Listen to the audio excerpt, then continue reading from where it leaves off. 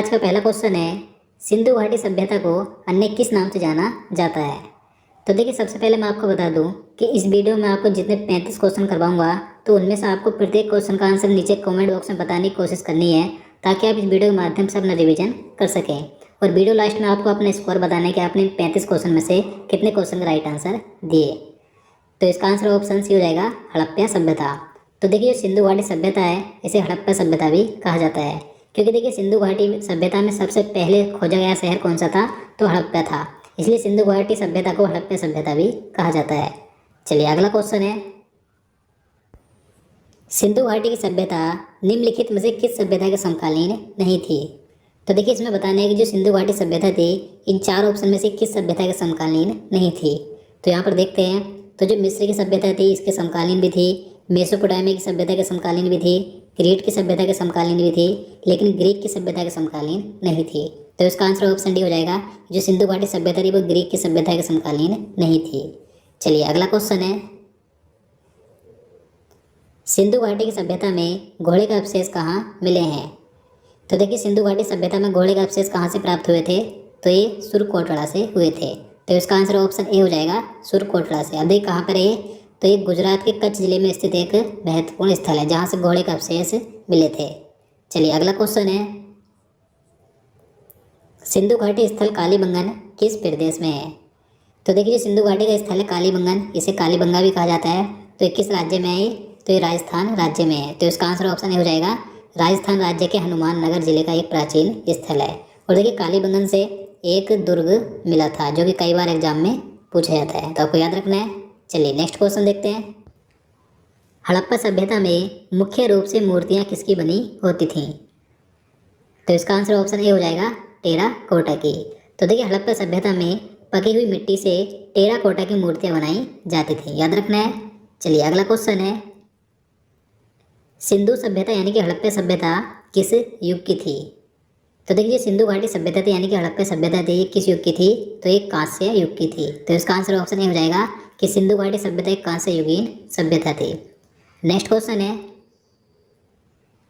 सिंधु घाटी सभ्यता के लोगों का मुख्य व्यवसाय क्या था। तो देखिए, कई बार क्वेश्चन पूछा जाता है तो महत्वपूर्ण है।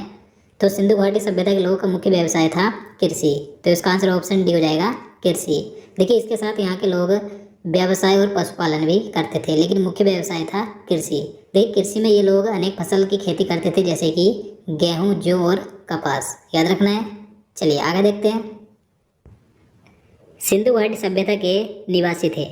तो देखिए, एक क्वेश्चन में कई बार एग्जाम में पूछा जाता है, तो मोस्ट इंपॉर्टेंट है कि जो सिंधु घाटी सभ्यता के लोग थे या यहाँ के निवासी थे, वे कैसे थे, तो वे शहरी थे। तो इसका आंसर ऑप्शन भी हो जाएगा, शहरी।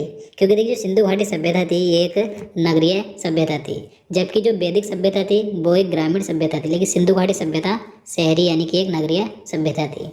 अगला क्वेश्चन है, सिंधु सभ्यता के घर किससे बनाए जाते थे। तो देखिए, जो सिंधु घाटी सभ्यता के निवासी थे तो ये किस प्रकार के घर बनाते थे, तो ये ईंटों से घर बनाते थे। तो इसका आंसर ऑप्शन ए हो जाएगा, ईंटों से। क्योंकि जो सिंधु घाटी सभ्यता थी ये एक नगरीय सभ्यता थी, यहाँ के लोग ईंटों से बने मकानों में रहते थे, यानी कि घरों में रहते थे। अगला क्वेश्चन है, हड़प्पावासी किस वस्तु के उत्पादन में सर्वप्रथम थे। तो इसका राइट आंसर ऑप्शन सी हो जाएगा, कपास। तो देखिए, जो हड़प्पावासी थे ये सबसे ज़्यादा किस वस्तु का उत्पादन करते थे, तो कपास का उत्पादन करते थे। कपास की खेती की शुरुआत सर्वप्रथम हड़प्पावासियों ने ही शुरू की थी, याद रखना है। चलिए आगे देखते हैं, निम्नलिखित विद्वानों में से हड़प्पा सभ्यता का सर्वप्रथम खोजकर्ता कौन था। तो देखिए, हड़प्पा सभ्यता की खोज सर्वप्रथम किसने की थी, तो दयाराम साहनी ने की थी। तो इसका आंसर ऑप्शन ए हो जाएगा, दयाराम साहनी ने। कब की थी, 1921 में, याद रखना है। चलिए अगला क्वेश्चन है, सिंधु घाटी सभ्यता में खोजा गया पहला शहर कौन सा था।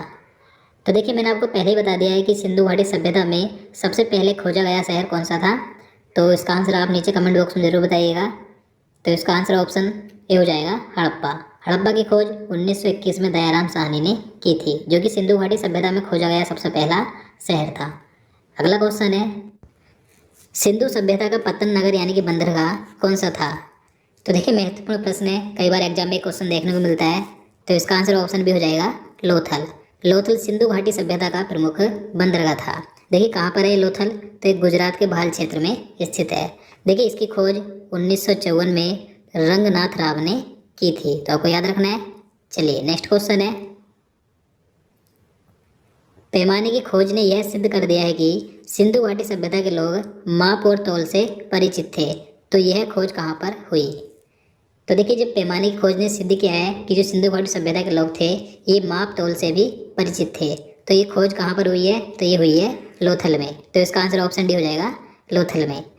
अगला क्वेश्चन है, हड़प्पा के लोगों की सामाजिक पद्धति क्या थी। तो देखिए जो हड़प्पा के लोग थे इनकी सामाजिक पद्धति थी उचित समतावादी, तो इसका आंसर ऑप्शन ए हो जाएगा, उचित समतावादी। नेक्स्ट क्वेश्चन है, मृतकों का टीला हड़प्पा सभ्यता के किस पुरा स्थल को कहा जाता है। तो देखिए काफ़ी आसान क्वेश्चन है, आप इसका आंसर नीचे कमेंट बॉक्स में बता सकते हैं। तो इसका आंसर ऑप्शन बी हो जाएगा, मोहनजोदड़ो को। मोहनजोदड़ो को मृतकों का टीला कहा जाता है। तो ये क्वेश्चन भी कई बार एग्जाम में पूछा जाता है, आपको याद रखना है। नेक्स्ट क्वेश्चन है, हड़प्पा सभ्यता के संपूर्ण क्षेत्र का आकार किस प्रकार का था। तो देखिए जो हड़प्पा सभ्यता थी तो इसका जो संपूर्ण क्षेत्र का आकार था ये किस प्रकार का था, तो ये त्रिभुजाकार था। तो इसका आंसर ऑप्शन सी हो जाएगा, त्रिभुजाकार, याद रखना है। नेक्स्ट क्वेश्चन है, मोहनजोदड़ो किस नदी के किनारे स्थित है। तो देखिए जो मोहनजोदड़ो किस नदी के किनारे स्थित है, तो सिंधु नदी के। तो इसका आंसर ऑप्शन ए हो जाएगा, मोहनजोदड़ो सिंधु नदी के किनारे स्थित है। बात करें रावी नदी की, तो रावी नदी के किनारे क्या स्थित था, तो हड़प्पा रावी नदी के किनारे स्थित है। और घग्गर नदी के किनारे स्थित है कालीबंगा। और यहाँ पर जो भोगवा नदी है इसे वर्तमान में साबरमती नदी कहते हैं, तो इसके किनारे स्थित था लोथल, याद रखना है। चलिए अगला क्वेश्चन देखते हैं, हड़प्पा सभ्यता के अंतर्गत हल से जोते गए खेत का साक्ष्य कहाँ से मिला था। तो इसका राइट आंसर ऑप्शन सी हो जाएगा, कालीबंगा से। तो देखिए कालीबंगा राजस्थान में है, तो कालीबंगा से हल से जोते गए खेत के साक्ष्य मिले थे। इसके साथ ही कालीबंगा से हवन कुंड, बलि प्रथा और अलंकृत ईंटें आदि के साक्ष्य मिले थे। और मैं आपको कुछ और पॉइंट बता देता हूँ। देखिए जो हड़प्पा है तो ये वर्तमान में पाकिस्तान में, तो यहाँ से मृत देवी की मूर्ति, गेहूँ और जौ, पासा, ताम्रतुला और दर्पण, लाल बलुआ पत्थर आदि के साक्ष्य मिले थे।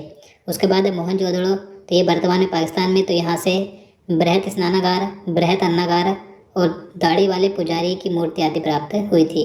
धोलावीरा की बात करें तो गुजरात में है, तो यहाँ से विशाल जलाशय, स्टेडियम, बांध और तटबंध आदि के साक्ष्य मिले थे। बात करें बनावली की, जो कि हरियाणा में है, तो यहाँ से खिलौना हल और जौ और अंडाकार की बस्ती आदि के साक्ष्य मिले थे।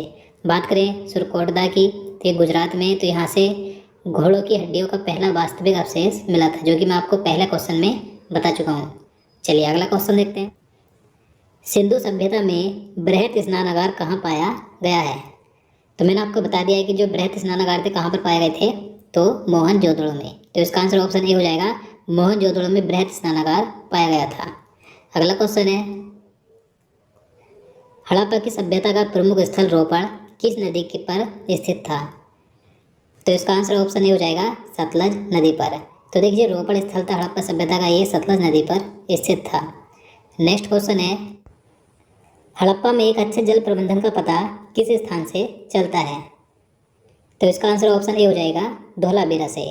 तो देखिए हड़प्पा सभ्यता में एक अच्छा जल प्रबंधन भी था, यानी कि एक जल प्रबंधन की अच्छी व्यवस्था थी। तो ये कहाँ से पता चला था, तो धौलावीरा से चला था, क्योंकि धौलावीरा से ही विशाल जलाशय, बांध और तटबंध आदि के साक्ष्य प्राप्त हुए थे, याद रखना है। चलिए नेक्स्ट क्वेश्चन है, क्वेश्चन नंबर 23 है, किस स्थान से नृत्य मुद्रा वाली स्त्री की कांस्य मूर्ति प्राप्त हुई थी। तो देखिए एक डांसिंग गर्ल जो कि कांस्य की थी, कांस्य की मूर्ति थी, कहाँ से प्राप्त हुई थी, तो मोहनजोदड़ो से हुई थी। तो इसका आंसर ऑप्शन भी हो जाएगा, मोहनजोदड़ो से कांस्य की एक स्त्री की मूर्ति प्राप्त हुई थी नृत्य करती हुई। तो आपको याद रखना है। चलिए अगला क्वेश्चन है, हड़प्पा वासियों ने सर्वप्रथम किस धातु का प्रयोग किया था।